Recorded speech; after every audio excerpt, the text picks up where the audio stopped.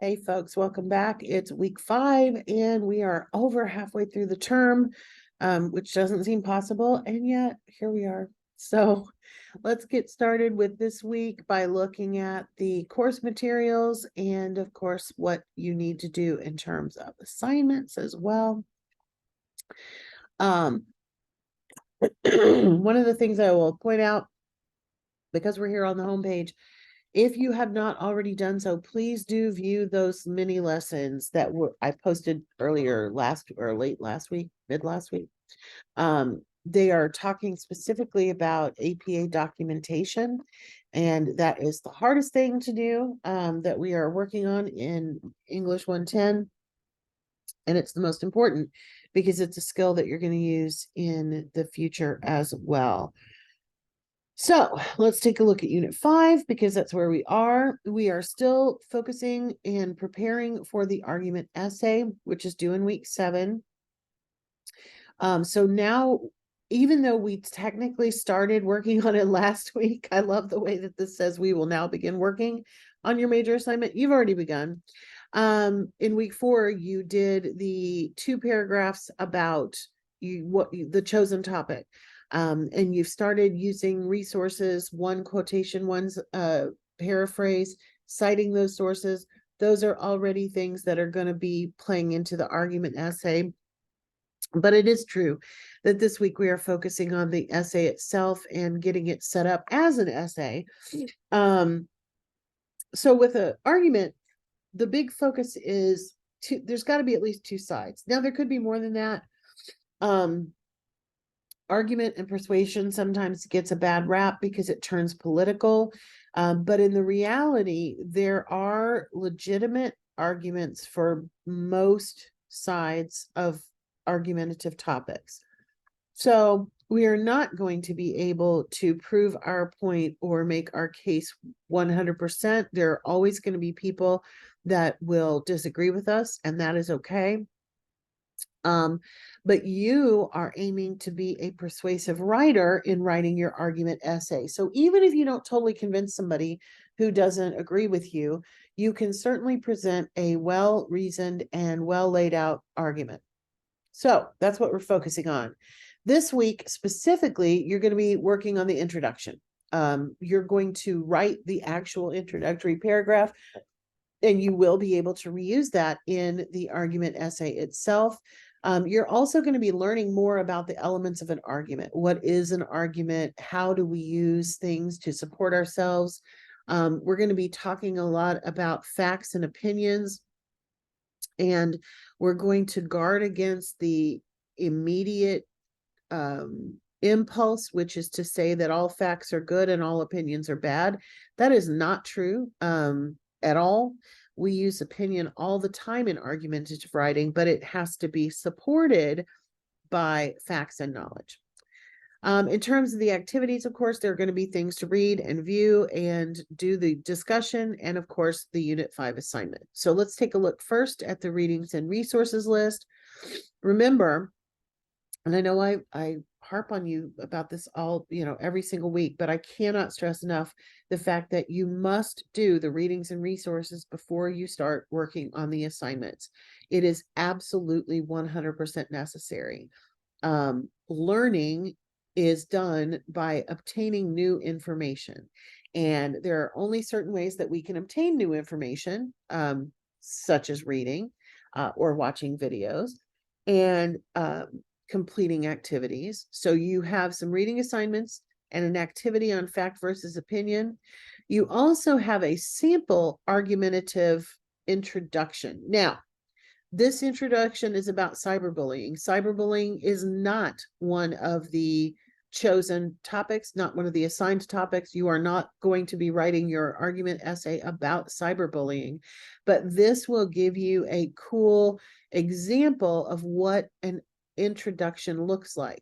And a couple of things I want to point out to you. One is that it uses a question, right here towards the beginning. Why I might want to ask, is cyberbullying such an important issue? It also has a clear thesis that lays out what's coming in the whole rest of the document. High schools need to implement specific programs surrounding the topic of cyberbullying that provide education on the subject, intervention for those being bullied or doing the bullying, and severe consequences for acts of bullying. So there are 3 subsections and one main idea, which is that high schools need to implement specific programs surrounding the topic.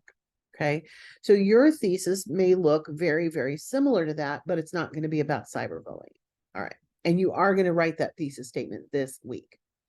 All right, so let's take a look back. Let's go back to the assignments. In the discussion board, you are focusing on fact and opinion. And again, I want you to really put some thought into this. Do not assume that all facts are good and that all opinions are bad. Facts, in fact, are not good or bad. They're just true or false. And something can be stated as a fact, even though it is untrue. That does not make it an opinion. It just makes it untrue. So, in your initial post, consider the following questions. What would you consider to be the biggest difference between a fact and an opinion?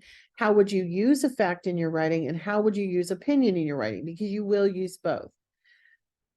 Second question, why do you think that people get confused about the difference between a fact and an opinion? And this you can talk about. The media, there's all kinds of things. The fact that so much information is just out there all the time on social media and things of that nature. There's a lot of interesting and cool things that you can do there. So after you have posted your own response by Wednesday of this week, you are going to then focus your energy on your classmates. In your responses to others, review, I forgot to mention, one of the things, and this is kind of a fun part, you answer the 2 questions, and then below that, you want to have 2 statements. Call them statement 1 and statement 2. Do not call them fact and opinion or opinion and fact. Your classmates are going to talk about which one is a fact and which one is opinion. So one should be a fact and one should be an opinion. Remember, a false fact is not an opinion. Okay, don't state which is which. And then when you review your classmates' post, that's what you're going to talk about. Which one of their statements is a fact, which one is opinion. Consider the use of facts and opinions in society today. How often do you think people use facts and opinions in their day-to-day life? So those are your responses to others by Sunday. Then you have another writing assignment. So it's going to be set up just like your other writing assignments have been. It must be in APA format. You need a cover page and you need an additional page where the introduction is. If you use any research in your introduction, such as a quotation or a statistic that you got from somewhere, you will also have an in-text citation and a reference page. That is not required for the introduction. You will have those things in the body of the argument essay, but sometimes we want to use things from research in the introduction. So it's perfectly fine. Just remember, if you do it, it has to be cited. Okay, so let's take a look at the assignment sheet. Again, I'm going to remind you, this is a great document to print out, at least those first 2 pages, so you can kind of use it as a checklist to make sure that you're doing what you need to do. I am not going to read this to you, but you need to read it. Remember, you have to choose one of the questions here, one of the topics that we started last week. Should cell phones be banned in the classroom? Should there be a pay gap in sports based on gender? And should childhood obesity be addressed in American children? So you have to choose one.